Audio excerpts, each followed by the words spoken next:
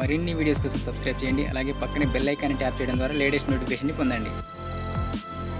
Hi friends, welcome to all-in-one TV YouTube channel.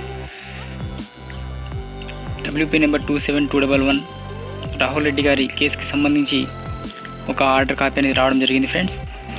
Order కాపీలో ఏముంది అనేది నేను ఈ వీడియోలో చెప్పబోతున్నాను. అందులో ఉన్నటువంటి మెయిన్ పాయింట్స్ అనేవి నేను చెప్పదలుచుకున్నాను ఫ్రెండ్స్. ఓకే, ఇంక వీడియోలోకి వెళ్ళిపోదాం ఫ్రెండ్స్. సో రాహుల్ రెడ్డి గారి కేసు అనేది డిస్పోజ్ అవ్వడం జరిగింది, కానీ దాని గురించి ఒక ఎక్స్పర్ట్ కమిటీని వేయడం జరిగింది. 2 వీక్స్ అనేది టైం అనేది కూడా ఇవ్వడం జరిగింది అని నేను ఆల్రెడీ వీడియోస్ చేశాను ఫ్రెండ్స్. దీనికి సంబంధించి ఇప్పుడు ఎవరైతే పిటిషనర్స్ ఉన్నారో వాళ్ళు సెకండ్ రెస్పాండెంట్ అయినటువంటి TSPSCకి సంబంధించి ఫైనల్ కీ అనేది 3వ తారీఖు 5వ నెల 2018 ఇవ్వడం జరిగింది. అలాగే రివైజ్డ్ ఫైనల్ కీ వచ్చేసి 29వ తారీఖు 5వ నెల 2018 వాళ్ళు ఇచ్చినటువంటి యొక్క అబ్జెక్షన్ని పరిగణలోకి తీసుకోకుండా, ఎవరైతే పిటిషనర్స్ ఉన్నారో వాళ్ళు ఇచ్చినటువంటి అబ్జెక్షన్స్ని పరిగణలోకి తీసుకోకుండా రివైజ్డ్ ఫైనల్ కీని ఇవ్వడం అనేది ఒక ఇల్లీగల్ యాక్టివిటీ కింద ఉందని ఆర్టికల్ 14, 16 మరియు 21 దీన్ని మినహాయించినట్లు కూడా రాజ్యాంగంలోని 14, 16, 21 ఈ యొక్క ఆర్టికల్స్లను పరిగణలోకి తీసుకోకుండా ఉల్లంఘించి ఎవరైతే TSPSC వాళ్ళు ఉన్నారో వాళ్ళు రివైజ్డ్ ఫైనల్కి ఇచ్చారనేసి ఆరోపణ చేయడం జరిగింది పిటిషనర్స్. సో దీనికి సంబంధించి వాళ్ళు ఎక్స్పర్ట్ కమిటీని ఏం చెప్పారంటే, మేము ఇచ్చినటువంటి రివైజ్డ్ ఫైనల్కి మీద మేము కేసు వేసాం కాబట్టి దానికి సంబంధించి మీరు క్షుణ్ణంగా పరిశీలించి తర్వాత ఏమైనా మార్పు ఉంటే రివైజ్డ్ ఫైనల్కి ఇవ్వండి అని ఇక్కడ అడగడం జరిగింది. మరియు రివైజ్ రిటిస్ట్ అనేది ఇవ్వండి అని కూడా చెప్పడం జరిగింది. దీనికి ఫస్ట్ రెస్పాండెంట్ ఎవరంటే బాలకిషన్ రావు గారు, TSPSC లాయర్. అలాగే సెకండ్ రెస్పాండెంట్ వచ్చేసి Telangana state public service commission TSPSC.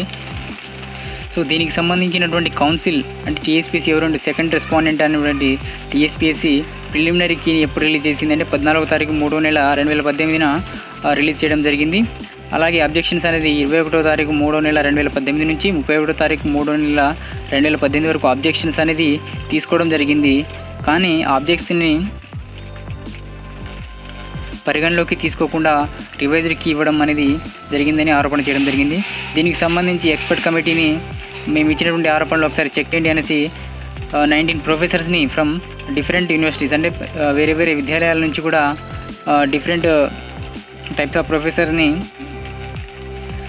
ఒక కమిటీలాగా ఏర్పాటు చేసి దీనికి సంబంధించినటువంటి మొత్తాన్ని క్షుణ్ణంగా పరిశీలించాలి అని తెలియజేయడం జరిగింది.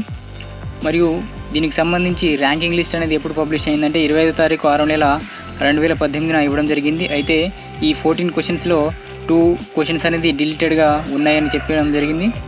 అయితే ఆ 2 క్వశ్చన్స్ కూడా అబ్జెక్షన్స్ ఇచ్చినటువంటి క్యాండిడేట్స్ ఎవరైతే ఉన్నారో వాళ్ళ యొక్క అభిప్రాయం ప్రకారమే దాన్ని డిలీట్ చేయడం అని జరిగింది అని చెప్పడం జరిగింది ఇక్కడ. సో ఈ ఎక్స్పర్ట్ కమిటీ ఆ 14 క్వశ్చన్స్ని పర్టికులర్గా చూస్ చేసుకొని అలాగే దాన్ని కరెక్ట్ చేసి ఏవైనా ఇల్లీగల్ యాక్టివిటీస్ అనేది లేకుండా సెకండ్ రెస్పాండెంట్ అయితే ఎవరున్నారో వాళ్ళ దగ్గర నుంచి ఇల్లీగల్ యాక్టివిటీస్ ఏమైనా లేకుండా కూడా రిజల్ట్ ఇవ్వాలని వాళ్ళు కోరుతున్నారు. సో ఈ 14 క్వశ్చన్స్కి సంబంధించి ఎక్స్పర్ట్ కమిటీ ఏదైతే ఉంటుందో అది 21వ తారీఖు నుంచి కూడా 2 వీక్స్లో అంటే 14 డేస్లోనే దీనికి సంబంధించినటువంటి రిపోర్ట్ని సబ్మిట్ చేయాల్సి ఉంటుంది కోర్టుకు.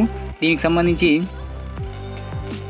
చూడండి, a period of 2 weeks from the date of receipt of a copy of this order. ఈ కాపీ అనేది ఎప్పుడు వచ్చిందంటే ఫ్రెండ్స్ 21వ తారీఖు వచ్చింది. కాకపోతే దీన్ని అప్లోడ్ చేయడం ఎప్పుడు జరిగిందంటే 27వ తారీఖున అప్లోడ్ చేయడం జరిగింది. అది సైట్ ప్రాబ్లం వలన. దీనివల్ల ఇంకా ఈ కేసుకు సంబంధించి ఇదే ఫ్రెండ్స్ దీనిలో ఉన్నటువంటి ముఖ్యమైనటువంటి విషయాలు. సో హైకోర్టు కూడా చెప్పడం ఏంటంటే, ఎక్స్పర్ట్ కమిటీ అయితే ఏదైతే చెప్తుందో అదే ఫైనల్. ఒకవేళ ఏమైనా చేంజెస్ ఉంటే దాన్ని రివైజ్డ్ మెరిట్ లిస్ట్ ఇచ్చి మళ్ళీ రివైజ్డ్గా అన్ని ఇవ్వడం 1:1 ఇవ్వడం జరుగుతుంది. ఒకవేళ TSPSC వాళ్ళు ఇచ్చిన కీ అనేది కరెక్ట్ ఉన్నట్లయితే సేమ్ అదే మెరిట్ లిస్ట్ ఉంటుంది. అలాగే 1:1 అనేది తొందరగా వచ్చేటటువంటి అవకాశం ఉంది. కాబట్టి ఈ 1 వీక్లో ఏదో ఒకటి అవుతుంది ఫ్రెండ్స్.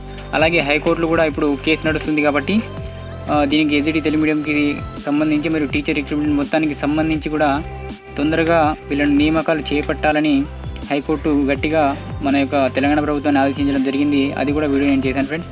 సో కాబట్టి నా వీడియో మీకు నచ్చినట్లయితే లైక్ చేయండి, షేర్ చేయండి, కామెంట్ చేయండి ఫ్రెండ్స్. అలాగే సబ్స్క్రైబ్ చేయడం మర్చిపోకండి.